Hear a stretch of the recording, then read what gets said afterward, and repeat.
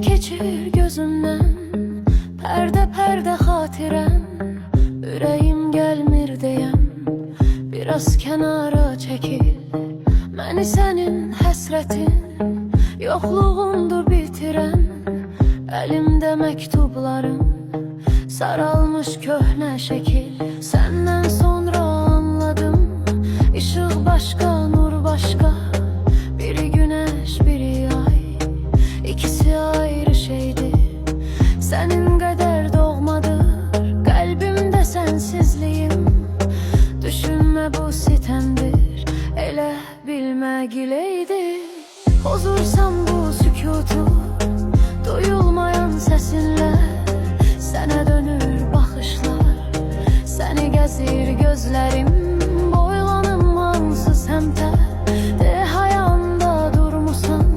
Görmürsənmi yox olur, gülə dönür gözlərim.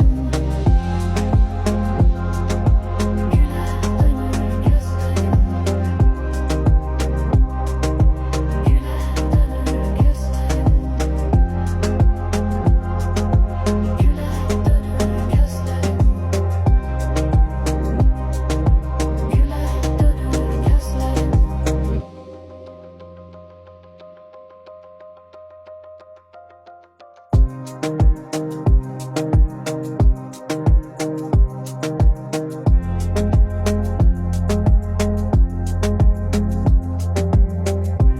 Gülə dönür gözlərim.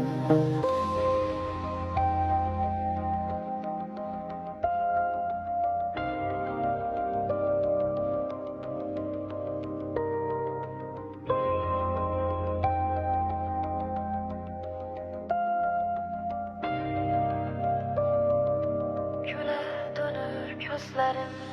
Pozursan bu sükutu,